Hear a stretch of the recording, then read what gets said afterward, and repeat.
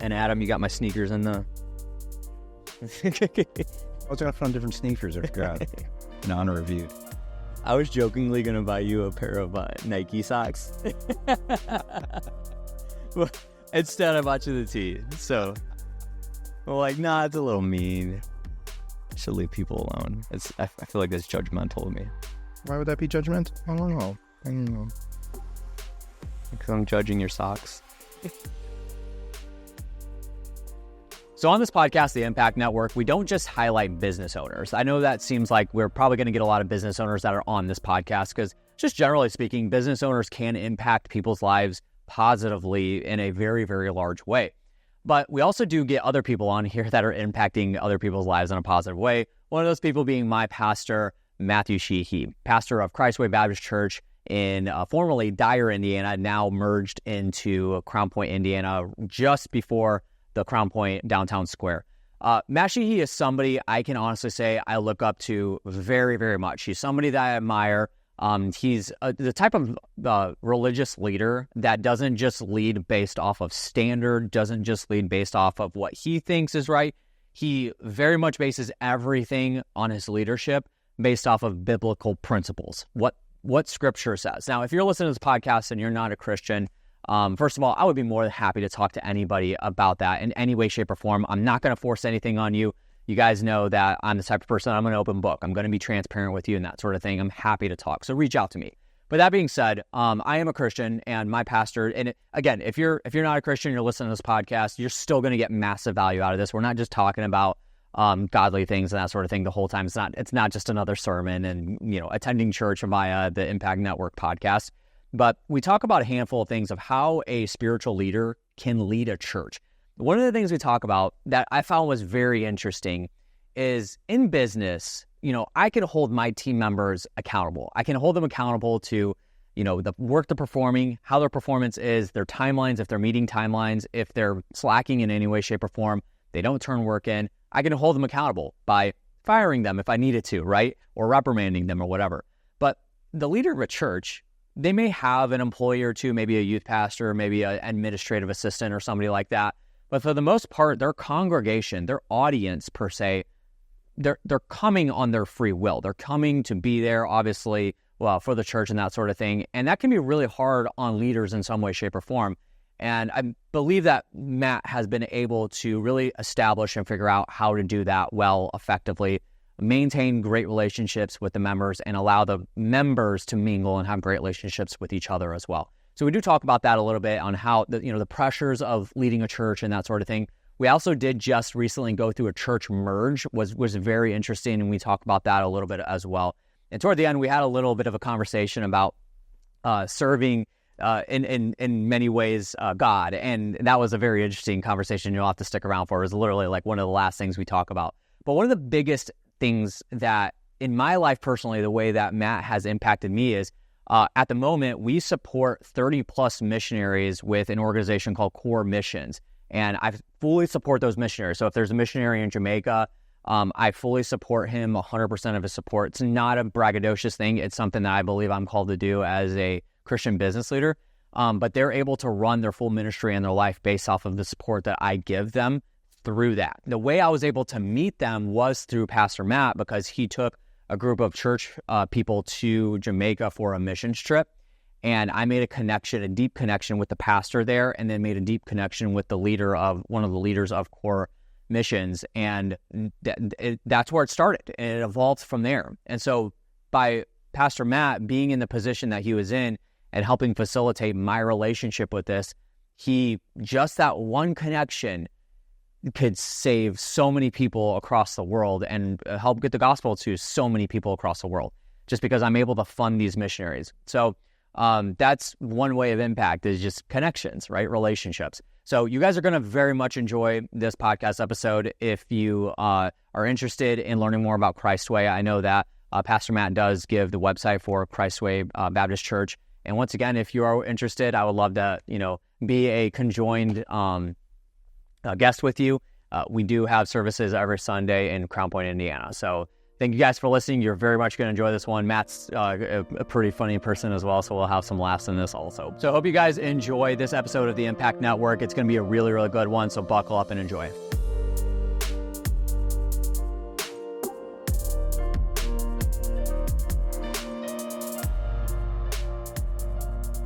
All right, this is the Impact Network, and I'm your host, Josh Culler. And today I have a really good interview for you guys. I'm really excited about this one. It's going to be a little bit different from the previous interviews we've done before. Today I have my pastor, Matthew Sheehy, out of Crown Point, Indiana with Christway Baptist Church, formerly Dyer, Indiana. We'll talk about that here in a second. But Matt has been my pastor for, I think, now 6 or 7 years. Something like that. It's been a good... No, I actually think it's going on 8 years because it was before Gabby and I got married. But I wanted to bring him on the show because Matt is definitely somebody that I highly, highly respect, and there's a few reasons for that. And we're going to dive into a couple of different topics. We're not. I told Matt not to prepare for anything, and so I have a couple of very key questions to ask you, like the pillar questions, and then we'll, you and I could talk for a long time. And we're not going to talk about the Knicks or the Yankees, although elephant in the room, we were both wearing Yankee hats, and I did this for him, by the way. This is my only hat that I have, like Major League Baseball hat that I have, that's not a White Sox hat. Okay.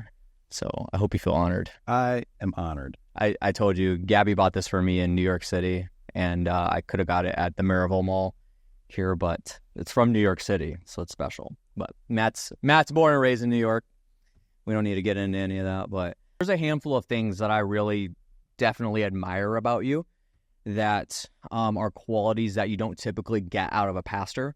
One of those is humility. I think you're a very humble person, and unfortunately, in the world of not just Baptists or religion as a whole, there's not a whole lot of humility in the leadership, and I think that's a really big deal. One of the things I wanted to go into was about leadership, though. To my knowledge and my awareness, is this your first career path? Because we could talk about some of your previous careers. You've been in the world of science and education before that and stuff like that. Is this your first career that you've ever had like an actual leadership role where you were leading the organization you were a part of? Leading the organization, I'd say yes. I've been a manager, when I was in the science world. Okay. I was a manager for a while. But I think I've kind of led operations of change in some other places I've been. Yeah. And I think that's what's translated well to church. Got it. In what way? In what way? I was gonna say it sounds like it'd be fun managing a bunch of scientists. Would it? Oh, or no? No. I mean things like, well, at one point when I had a career and I was working in education, like where I worked, they came to me and they said, we want you to take this year, and at the end of the year, I want you to tell us what do we need to change. Okay. And so I did that over the course of my first year there, and then I went and I showed them the, just thoughts I had about how they could improve the whole structure of the curriculum and everything. And then they put me in a position where I could do it. So that was one. And just like in science, I was a really boring title. It was a quality control manager. And so that's what Hannah is. I my sister, she's a quality control manager. Yeah, my wife is now. And that was definitely not exactly up my alley. Okay.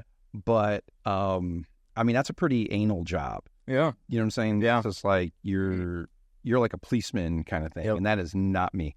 But I did it and just brought, I think, improvement to the spirit of how you go about doing the job and getting people to actually follow the rules they're supposed to. So interesting. Yeah. Do you find that that's the way that you lead Christway at this point, is just more from an organizational standpoint? So like the whole thing I'm trying to get at here is that a lot of leaders are like, they're born and bred and raised as like early on in childhood. They show signs of leadership. And I think that leadership is one of those things that it's not necessarily that you're born with it, but I think that it's something that in a way that you take, or maybe you earn it by working hard to get to certain places. But I think there's a lot of like genetics that go into it too. There's a lot of like personality type stuff like that. If you take, I think you've taken a PI before, predictive index before. Yes. Do you know what it is? Maverick. You're a maverick? Yeah. You are a maverick. Really? I am a highly patient maverick. Gary Harper, he did the PI for me, and he told me, he said, I have never seen a profile like this. He's like, I've never seen someone as high risk and high patience, like on their. I can't believe you're a maverick. I'm a maverick too.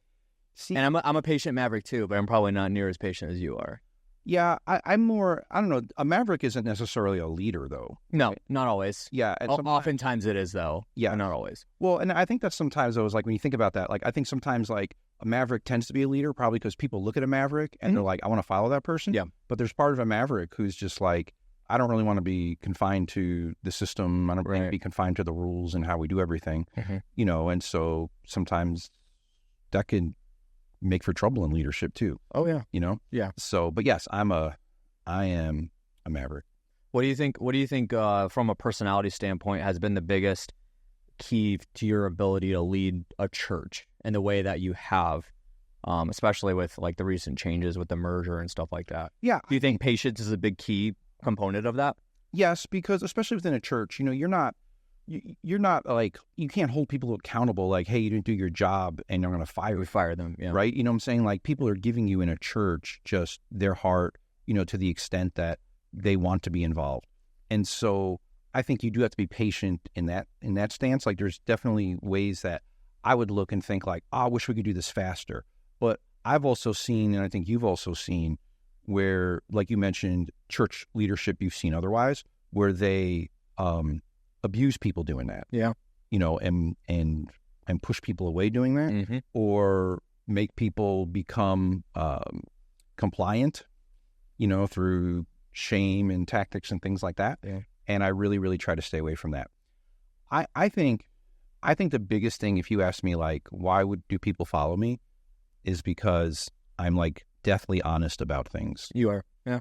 Like that. Yeah. That's one of the first things I would point out. It's just like, I don't have a problem with looking at myself or anything else and saying there's a problem here, right? Like stepping back and looking at the system or whatever it may be, and just saying, this doesn't work.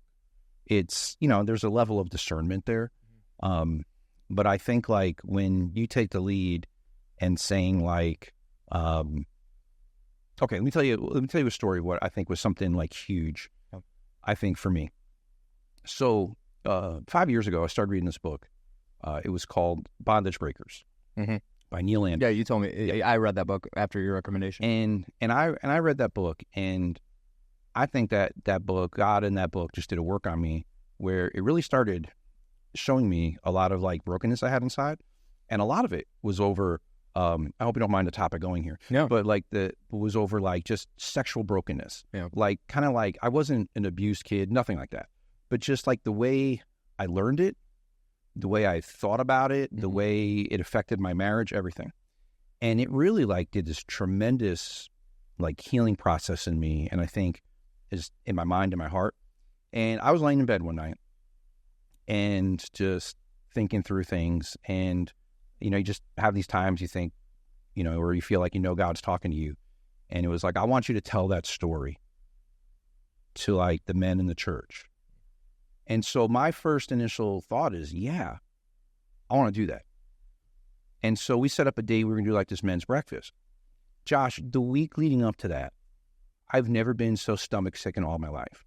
Like I was just not sure how you're going to deliver it. Well, I wasn't even connecting that. I connect that now, okay. but in the moment, I didn't think like I am sick because I don't want to do this, right? and so much of it was like I wanted to tell this story. And I saw myself as like, you know what? I'm the pastor, and what are people going to think when, their pastor stands up and is like, in my head, I was really like messed up with how I thought about sex, right? And I did it.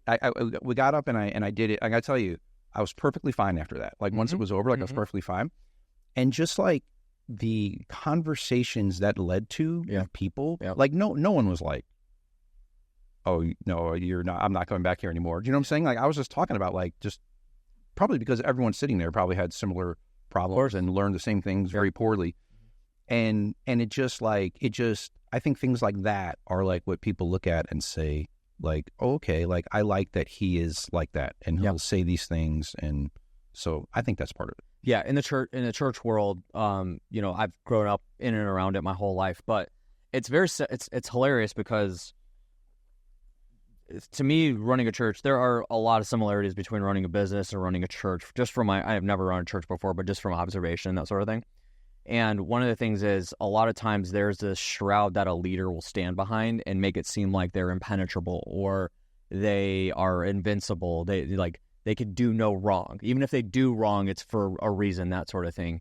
And I do think that transparency is a really big deal because it shows that you are human, you're not perfect, and that's okay. Because to me, that creates more relation to your audience, right?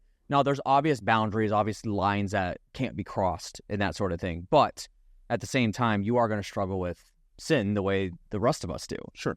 And I think that's an important highlight that's, again, where I brought up, like, humility is a big deal. And in the world of, religion as a whole, a lot of leadership does not have any humility in any way, shape, or form. So it almost makes it seem like they're untouchable. And then when something does happen, it's like the whole world shatters for that organization. Yeah. So that's very interesting. I wanted to kind of break it open with that because I do think that I do know that about you, is that you're a very patient human being. And something else that I also noticed in your leadership style is that you allow other people to chip in. You allow other people to, lean into their strengths and their abilities. And I think that a lot of times as a leader, I'm a logical leader, but I'm more on the emotional side more than anything. So I allow emotions to kind of lead actions, that I take and that I do. And sometimes that can get you in a lot of trouble, just like the logic side can get you a lot of trouble because now you're insensitive or, people like label you as like, oh, he doesn't care because he's just giving straight answers, that sort of thing. Yeah. But you have the, ability to plug people from their strengths directly into things that they're really, really excellent at and let them run. Is that something that comes naturally to you? Or so like the reason I ask is like for me, it comes natural for me to like to a fault sometimes is that if I see somebody do excellent in one area, I'll give them this responsibility, sometimes even without asking, and allow them to run with it and push them into it, encourage them. But I know very many business leaders and CEOs that are that player on the volleyball court that wants to hit the ball no matter where it's at on the volleyball court, not allow anybody to help out and do their job and that sort of thing. They're a micromanager in a way. So is that something that you think comes naturally to you, is being able to delegate stuff like that, or is that just the way your brain works and you're like? Yes, and I have several reasons. One is I always point to three people like who I think of who really shaped my life, like outside of my family and such. And I think they all did that for me. And also, I just think like I've been a part of this year of like this collective / cohort of pastors, and we've gone through this program of like identifying kind of like what your mission is, things like that. And they tried to get you, and I hated doing this because I hate being confined. I hate being confined to like, this is how you're supposed to be or what you have to do. And they're like, you have to get it down to 2 words. And I was like, I'm a maverick. Yeah, I'm like, no, I rebel against your 2 words. Yeah. But I came down with this. The thing I want to do is I am framing futures. Framing futures. Okay. And I understand that everything I'm doing, like my goal, like I'm going to be 50 this summer, right? So, I mean, maybe 20 years max I have to do like what I'm doing now in the position I'm doing it. Sure. And so I know that I want this to go on after me. Mm-hmm. And if I don't give people opportunities where they can try to do things their way. And I tell people this. I say, look, and some people struggle with this. This is hard for. I'm like, look, I'm going to give you a certain level of autonomy. Okay. And sometimes I would rather me have to come to you and say, whoa, pull that back, or we can't do that, than have you come ask me what to do. Yeah. Right. And I explain it to people, like, I'm giving you that freedom. And I understand, we have to be careful sometimes within a church setting, is like someone could really screw things up. Sure. When you're talking about like people and their hurts and their struggles and abuses and things like that. But I'm not afraid to clean up messes. Yeah. Because I think so much more is going to come out of it. Yep. And I think you just have to give people that autonomy. Yeah. So I don't know that I've ever been a control freak. And I think part of some of that too is like, I just don't want to do all the work. Yeah. Yep. Same way. Same way. So we were booking this studio. I was talking to Adam. Adam's the guy behind the camera. Does an excellent job producing this podcast. And we were talking about rates and like me getting in here, how much does it cost per hour and that sort of thing. And he was giving me pricing and stuff like that. I was like, you know what, save a little bit of money. Like I do camera work and stuff like that, so I'll just do it on my own. And I'm like thinking about it, like, come on, am I really going to do it and keep up with it? Right. And so I allowed him to do his thing, and this is a million times better than what I would be able to produce on my own. So it's that's a good example. But kind of pivoting a little bit, and that was all great conversation. I think that like kind of opens up some interesting things about yourself and the way that you lead, and obviously how you lead the church. So pivoting is one of the reasons why I brought you here, is because, obviously it's being the Impact Network. This is to highlight people that not just impact my life, have impacted my life, but impact other people's lives. In a world of influencers, every time you turn your head or open your phone, that sort of thing, there's not enough people impacting, in my opinion. So that's why I want to highlight people. Quick story, and I don't know if there's much conversation around this, but something I definitely want to highlight. So my purpose in life is to support missionaries worldwide. Mm-hmm. And you know this story. And I do that by making money. I built businesses, making money, and then being able to take that money and give it to missionaries. And specifically, the only organization that I support now is TJ Kimmel's Core Missions. And he was actually here at the church this past weekend. And the model of that, in my opinion, I had never heard of it before Core. Mm-hmm. And to me, it's the most efficient, ingenious way to spread the gospel. Regardless of, I've actually heard the gall from other people saying that it's not the right way, and that I think it's all garbage. But anyway, so basically, Core Missions, they go to a country, they build a presence in a very specific location. They'll take somebody and pick, to take them under the wing, train them up to be a pastor. They run the church, and so you have a local person they call a national pastor that will actually run the church there. And multiple reasons why that's efficient. Number one is street cred. Like you get white man coming from America to, minister to people in Kingston, Jamaica. It's just, you're a different human being. You get so much more credibility when you're from the location that you're in. Number two is obviously the financial efficiency. It's a whole lot cheaper to be able to, cheap is the wrong word, but that's really what it is. It's more cost effective to support a local pastor that's lived in that area and only, it's $600 to $1,000 a month for them to not just manage their life and their family, but also the church and that sort of thing, as opposed to somebody coming from America and it costs $3,000 to $4,000, $5,000 a month to support them. So that's the first thing. So summer of 2019, we took a church trip to Jamaica. Yep.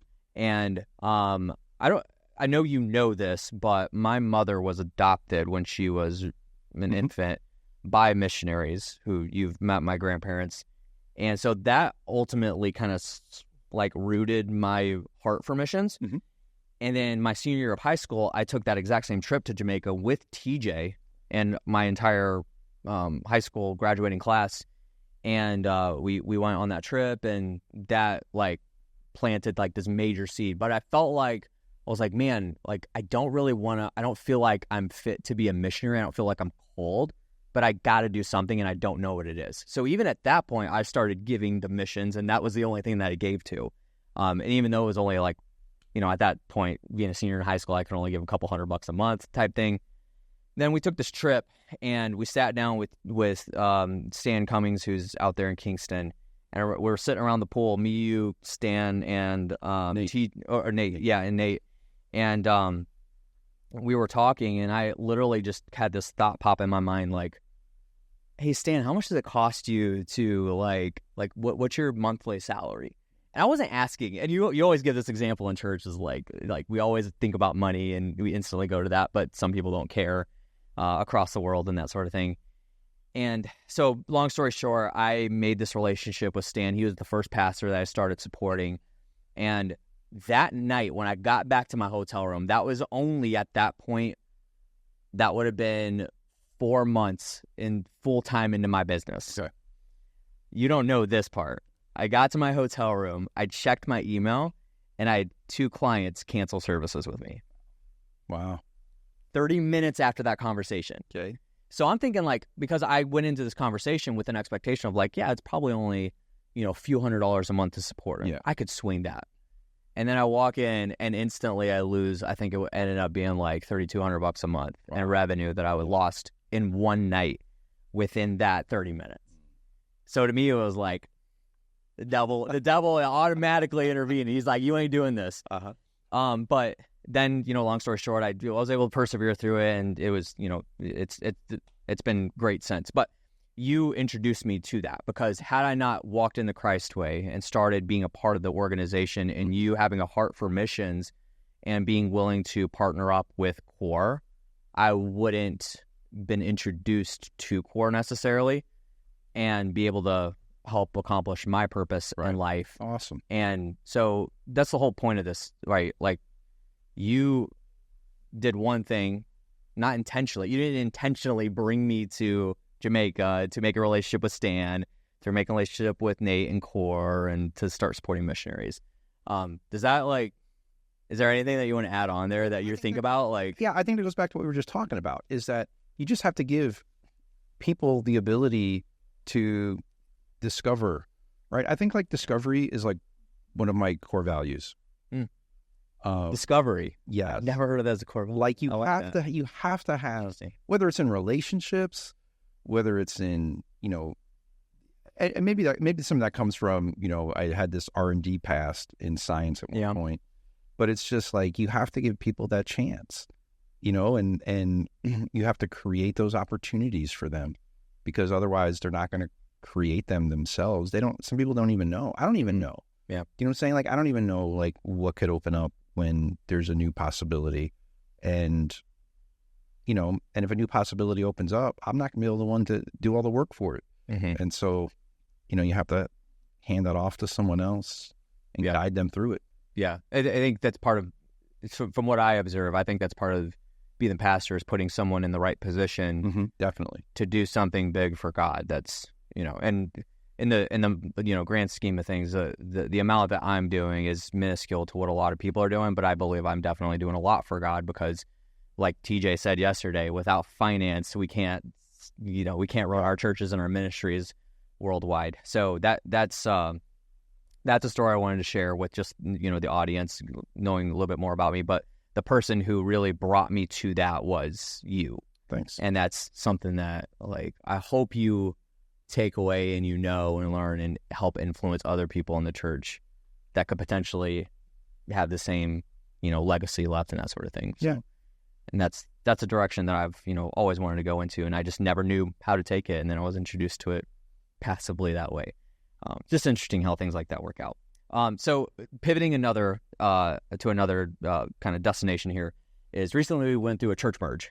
Yes. How fun was that? It wasn't. It wasn't fun. What are some of the, okay, so we go back to the whole personality thing and the leadership abilities. I think that your ability to be patient was immensely valuable in this whole process, regardless of how difficult. Anytime, not just church, anytime organizations merge in any way, shape, or form, like I've heard Gary say this before. If you're merging with an organization or partnering with somebody, if you don't commit to 12 months of chaos, then you shouldn't do it. And I'm not in the background. I'm not behind the curtains or anything with you guys, so I have no idea how the process has gone or anything like that. What are some things that you guys have learned that you have specifically learned about this process of merging with a church? So with the merge of the church, it basically took place over the course of a year. Yep. And I got to say that one of my personal struggles was I love efficiency. Yeah. And this was not an efficient process. I'm always like thinking like, how do we do this better? Why are you doing it like that? You know, all those types of things, right? And I think that, of course, what you're dealing with different than a business merge is people's feelings. Yeah, of course. Right? I mean, we go back to that. You can't just fire them if they're happy. Yeah. People still have feelings when there's a business merge, you know, but it's like, you know, you have to deal with, I would say, grieving of people. And it takes people coming to a realization like what we've been a part of is dead, you know, and for a long time too. Yeah. Yes. And that's the thing with churches. They, you know, I'm sure you've seen a business much more quickly, like we're dying. Yeah. You know, whereas a church, like as long as the people are just showing up and doing the same things week in, week out, month, year after year, you know, they won't notice. But they had already been dying, and then the church we merged with, you know, was just at a new level of headed towards death. And, you know, sometimes it's like I wish I would have talked to the people more in the beginning, because the year for the merge was pretty good, but not the way the year was broken up. Like, it took a very long time to get to the point where both parties were like, yeah, okay, we're going to merge. And then once we did that, the church we merged with was like, let's do this as soon as we can. And so a lot of people pushed for it, even like within. Well, they probably had a sense of urgency because they knew the direction they were heading. Do you think that's pretty accurate? Like that's why they were like, let's get this going? I think so. But I mean, some people from our church also were like that. I mean, like, for instance, in a board meeting, I was outvoted 6-1, like on the timeline. Like, I was like, I think we should, you know, push this out like when we actually merge, because this is not once we've decided like we're going to do this, you know, I felt like there should have been more time. You know, it was almost like there's that patient maverick again. Well, yeah, but also, can you imagine like if you were going to like, let's say you were going to marry someone who has kids, right? And you never got to meet those kids and spend time with those kids, and all of a sudden you show up in the home and your wife is like, "Kids, this is your dad now." Yeah, do you know what I'm saying? And I think some people, from the church we merged with would kind of feel that way. Yeah. So I think that there was, again, the year was awesome, but the decision to do it, I wish it was back here more, so that we had that length of time to make some of the adjustments and plan out some things. Because there really are some things we've just been like, we're just going to start meeting and, you know, we'll work it out as we go along. So, yeah. I do think, yeah, that's interesting. There's a lot of patience that needs to happen with something like that. Especially like you said, there's a lot of emotion that's tied to the whole process of everything. Once again, like in relation to a business, it's so much different because, like, you know, people are getting paid, so they have that, right? They have a financial paycheck that they've got to be concerned with. Whereas, like, for you have an audience that if they come, they don't get paid, they don't get fired, they don't get hired. Like, there's none of that. It's just they come, show up, they're invested. Yes. What are, like, something interesting to me? So I've seen, obviously, I still go to the church, and I've seen a lot of new faces. Obviously, most of them being from the church that we merged with. What's that process been like with, like, now that we're in it, it's happened. Yeah. What's that been like with developing relationships with those people, and I say winning them over is kind of like not a good way to frame it, but getting them invested into what Christway stands for and what our standards are and that sort of thing. Yeah. Well, I think that there's there's been several key people from the church we merged with who have really helped with that. Okay. And really talked to a lot of people and helped them through questions they had and struggles they have, and they still do. They're still following up with it. We also just started what we call a merger committee. Your mom's helping head it up. I don't know if you knew this, but it's a mom volunteering for something? No. Yeah. But she and they're doing a lot of things to go back and check with people. Like, did we do what we said we would do? Yeah.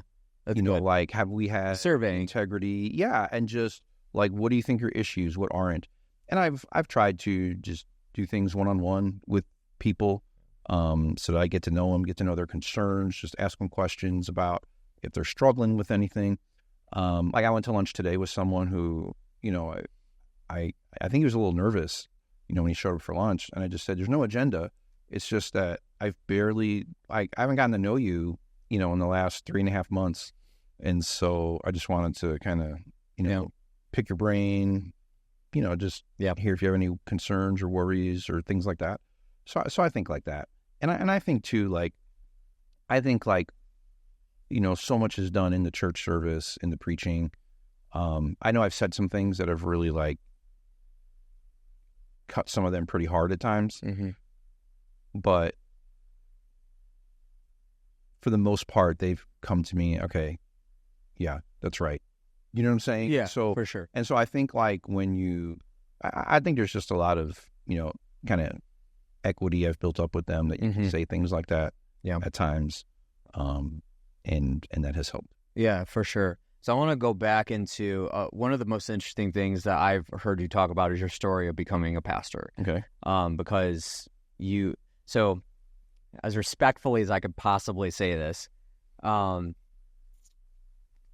being a pastor, there's some talent that it takes, right? Like you got to be a good speaker, you got to, be knowledgeable on the materials that you're talking about, but that goes for almost anything. Sure. There's not a whole lot of what I would say talent that goes into it, or skill per se. Obviously, there's a lot more that goes into it than what I'm talking about. But what I'm trying to get at is you are one of the most intelligent people I personally have ever met, not just as a pastor, but in general.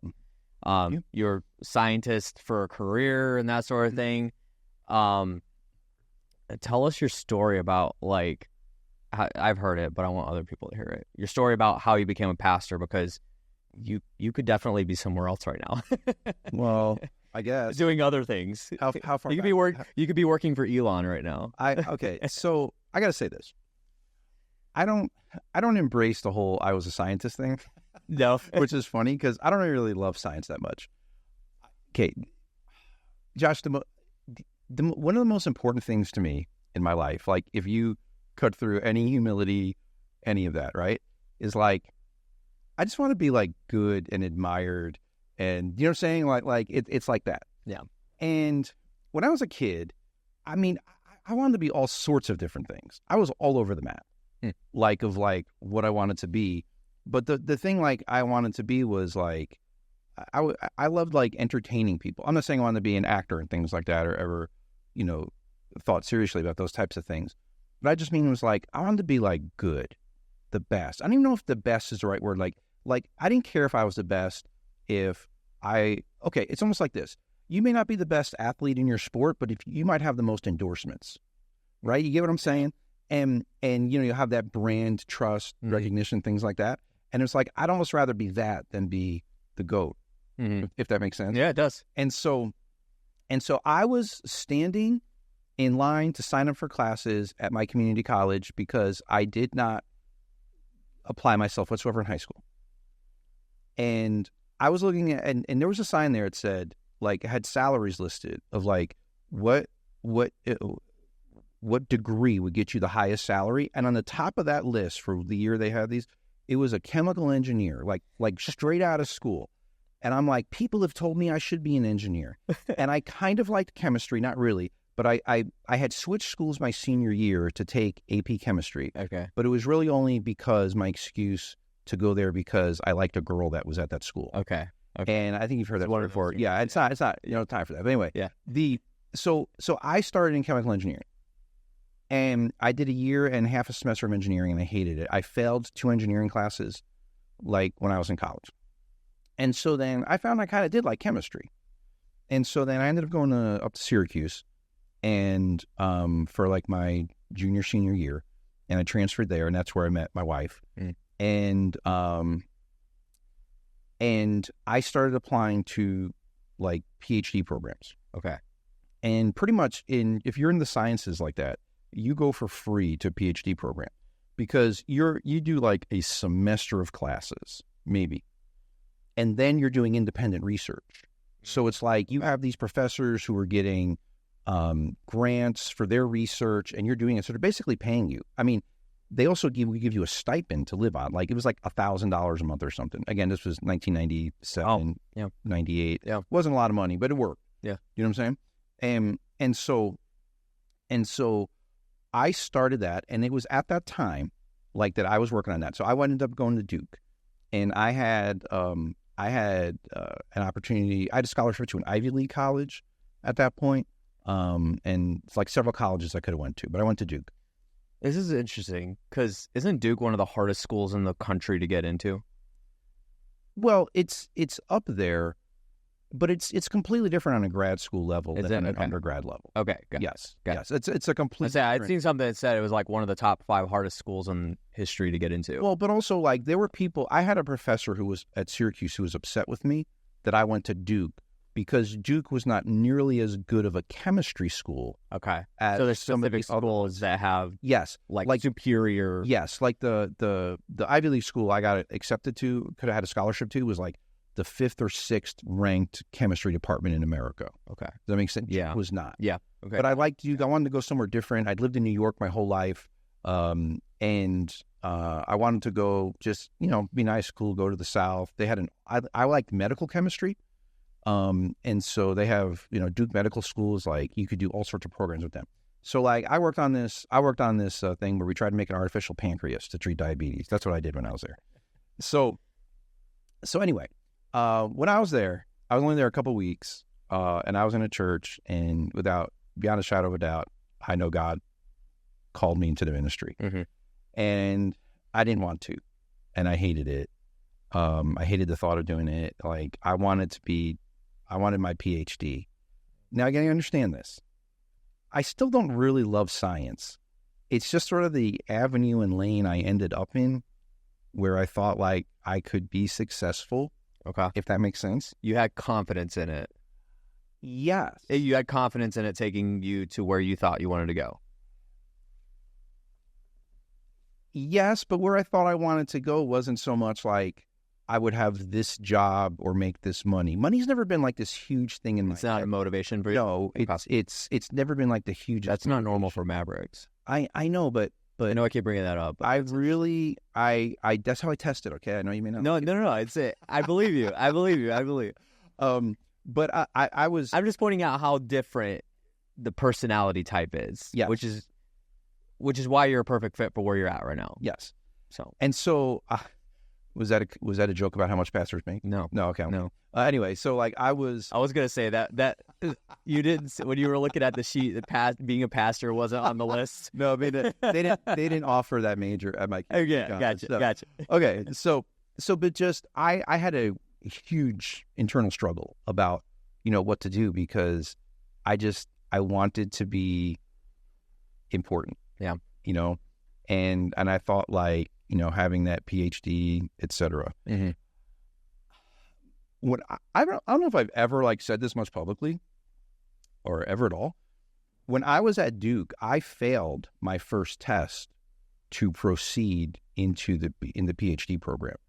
Like you take this test halfway through that shows like you've made it to a sufficient enough place. And part of that was because I was already like so distracted by like I liked my church. I liked like working at my church. And in my heart, I was kind of like, I already knew what I needed to do. You know, like I needed to kill this whole PhD thing. Okay. And so I was very like, didn't really have my heart fully in either. Yeah. Like, Interesting. and so I failed my test the first time. And before I could take it again, which they would let you retake it and such, before I could take it again, I decided that I was going to like leave and go like to Bible college. And then I basically stayed a year, did the work to finish my master's degree. So, yeah, I'm not a guy who's ever going to succeed on Jeopardy. Like my mind is not a hard drive. My mind is like, you know, the CPU. You know what I'm saying? Like I don't try to retain things. That's great. I love just figuring stuff out like at the spot. Like I love problem solving. You're a problem solver. I love just figuring stuff out. There you go, move on. And whatever data just came into my head to solve that is, do I need that? I don't think so. And you know, like I'm not a huge retainer of knowledge. I feel like I'm the same way. Yeah. Yeah, I'm similar also. That's but do you think that I think like having that type of you know, process with your brain helps you a lot in school, especially with what you were doing?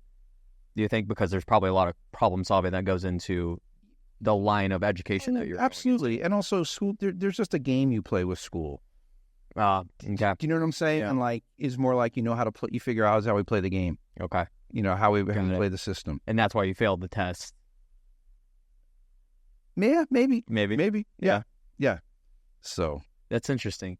So then what was the next step after school then that got you, because you started working at Hammond Baptist school I went to. Was that directly after all of this had happened? No, I went to the Bible college. I went to Bible college, and sorry, I'm actually pointing in a direction it is, but you know, so I went to Bible college, and then I started working at Hammond Baptist, and then which is where you and I met, which is where we met, and I was let go from there in 2009. You know, there's this whole gigantic economic downturn, all that stuff. But also, I think I probably ruffled too many feathers there. And I gotta say this, some of that was because of immaturity and arrogance on my part, right? You know, and I talked about before about, you know, just bringing change there with the curriculum, and there were people who just, that really bothered them, you know, like, why do we have to change all this stuff like that? Yep. And so I then really, really, really, really, really wanted to go back to New York, or go back to the East Coast. And I looked for ways for 5 years to go back there. And if you believe in God closing doors, He closed every door possible for me to go back. And to the point, like, I was getting really angry, like angry with God, like, is this it, God? Like, did I give up my PhD, you know, to go work at, you know, a school for 6 years? But that was when I started working in a science job around here, you know, and it was like, I don't want to say it was beneath me. Like, I don't want that to sound arrogant, but it was just like it wasn't maximizing your potential. No, it was the quality control thing. Yeah. You know what I'm saying? But it was awesome because at the time, my wife and I had our girl, and my wife works there also. I mean, she's worked there almost 24 years now. Yep. And they allowed us, like, every day, one of us could stay home with her and one of us could just go in. Oh, okay. And so, like, it was really sweet. It was a really sweet situation that, you know, God did work out for us, I'd say. Yeah. And then I had talked to some people in New York about going back to do a project with them where they were starting churches kind of from a little north of New York City into, like, Connecticut and Boston, Massachusetts. And the guy there told me, he said, you really ought to go get do like an internship at another church, like a small church, because you go to a pretty big church and you may go help start a church and hate it, you know, because you're used to bigness. Interesting. And so I said, okay. And I actually, funny thing is, I was going to the church that we merged with was 2 years old at that point. Okay. Yeah. And I was going to go there. and start working with them makes sense. because they were a pretty new church. Yeah. And that's when I went to someone who's just been a great friend to me over the years, Bob Marshall. And I said to Bob, Bob, I'm thinking about doing this. What do you think? You know, I'm going to go to this church and see if I like the small church kind of thing. And Bob just said to me, that's an awful idea. I said, why? He said, because I'm thinking I want to start a church. He's like, so let's start a church. And I said, okay. I wasn't like, let me pray about that. Yeah. Okay, when? Yeah. You know, and it was just, we just started. And we just kind of started slow, and it grew, and you know, it's grown into what it is right now. Yeah. Yeah. Well, at what point were you handed the keys? Like, because I know that, so it was you, Bob, and then Eddie Wilson was involved in Eddie the process Wilson too? From, what's his company? Empire. Yeah. What's the conferences he does? He does Aspire. I want to. Okay, I was going to say that. Andrew Cordell. Yeah. Yeah. He actually started our church with us. Yeah. And our plan originally was, we thought like Eddie's going to be the pastor eventually. Like Bob didn't really want to be, and I don't know, like, man, Eddie just got sucked out of the church. Like after a couple months, it was like, I mean, God just opened the doors for him. Like I think he got a TV studio down in Atlanta, and then so he went down there and he was just gone. And it was sort of like, wow, we're like a couple months into this, you know, because I wasn't planning on staying. Yeah. Right. Like, I mean, I was planning on leaving. Yeah. Like I was just kind of there to do my internship. Yep. And then move on. And so, and then, you know, it was just kind of me and Bob did a lot of it for years. But I also, so like after like maybe a year or two, I just cut back hours from my job. And like, I went to my boss one day and I told him and it was this guy I really saw eye to eye with.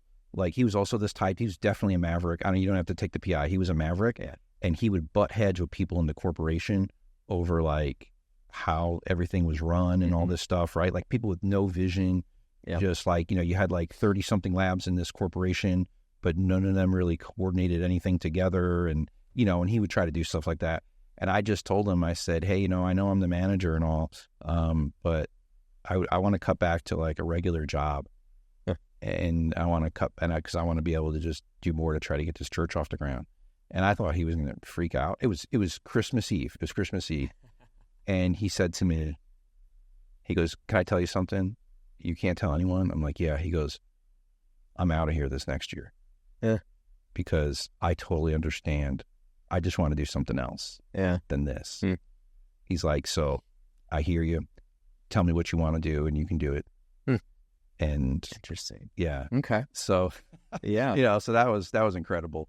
And so then it just kind of slowly turned into, and you know, we made enough money that I could get some kind of a salary and, you know, and it is what it is now. So. Yeah. Yeah. It sounds like a startup. No different than, it feels like a slow startup. Yeah. That's a lot of times how some of the best foundations are built in any organization, though, not just business, not just church. Anything is starting it slow in the way that you did it. So we're getting close to our time. We're almost there. There's a couple of things I want to wrap up with. I really wanted to kind of not deeply go into, but because we don't have a whole lot of time. So in terms of being pastor, I know we're saying on this line, but in terms of being a pastor, what's been the most, because the reason I'm asking this is because you're first of all not a very emotional person. So I think I'm working on being it. This will be an interesting. I'm working on being an emotional. This is going to be a very interesting answer that I'm expecting out of you. What's been the most joyful thing that you have experienced as being a pastor in the last few years? Is this the CPU or the hard drive working right now? This is okay. No, here's the thing: is I'm not a past thinking kind of person. Yeah. Right. That's just why. This is exactly why I asked you the question. Is a hard question. Okay, I would say number one is this: seeing my daughter grow, and you know her being a part of stuff. Yeah, I think is just personally the best for me. But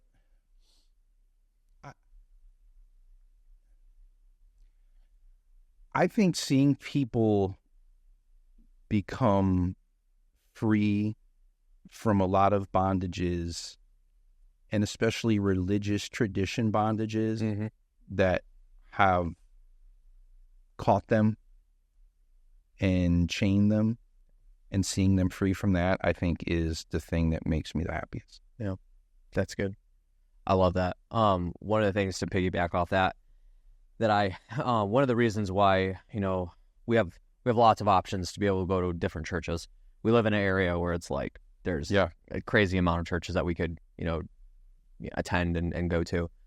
And one of the reasons why Gabby and I continue to go to Christway is not, I shouldn't say it's specifically for you, but it's the way that the church is run and the messaging that you bring to the table every Sunday. To me, one of the biggest misconceptions about going to church is making standards like this is what God said. Standards, like there's certain things that we have to follow that, the Bible teaches us and that sort of thing. But for instance, like growing up, it was a sin to go to movies. It was a sin for a woman to wear pants and that sort of thing. Like, right. So to me, that's garbage. But I think that the way that you deliver your messages is biblical based and not standard based. I think there's a big difference. Right. That a lot of people have falling into the trap of like, there are certain things that are taught at a church that they make it seem like this is what God says. Yes. But it's just the standard that they established based off of their history and the way they've been brought up. And there's no actual biblical standpoint that could point them to why this decision was made. Mm-hmm. And for me, it's not just the fact of like, we want to be, we want to be ourselves and be able to go to church, be ourselves and that sort of thing. Like that's really has nothing to do with it. A lot of people kind of like lean into that. And I think that's a cop out.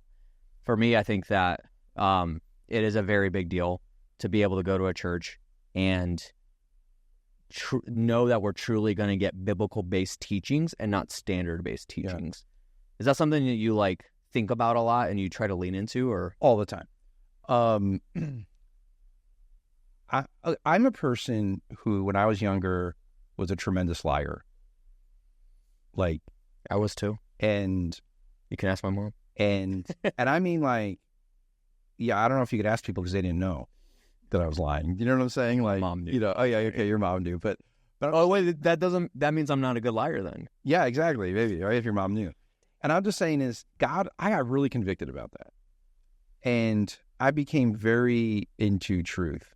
And I think if there is something in the Bible that has caught my attention, and is basically what I base how I teach on, is in the Sermon on the Mount, how many times does Jesus say, "You have heard it was said this, but I say to you this," right? Okay. And you're working with what people have in their conscience that is cultural. So you're trying to point out that you took what I said and wrong, and said it differently. Like you took it and you made it this, but I'm telling you that's not what I was saying. Yeah. There's times where he's going to heal someone on the Sabbath, and the Pharisees are mad at him, and they're like, "You're going to break the Sabbath," and he's like, "Why don't you go learn what it means that I desire mercy and not sacrifice, and not just the ritual of everything." And so, I think that, like, I think I've really, and again, that's why I say, like, I don't feel like our church is going to be the best it's going to be while I'm alive. I think like my life is going to be spent attacking and tearing down a lot of those things that are in people and basically like clearing the field, for better things to happen. Yeah. Going back to framing the future.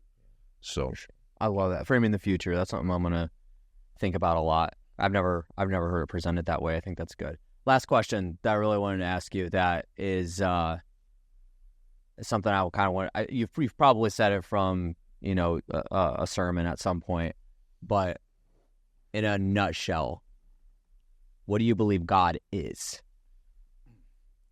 What I believe God is. What is God? And this is the last question with time running out. The last question. I mean, I can give you, or you could say, what does he represent?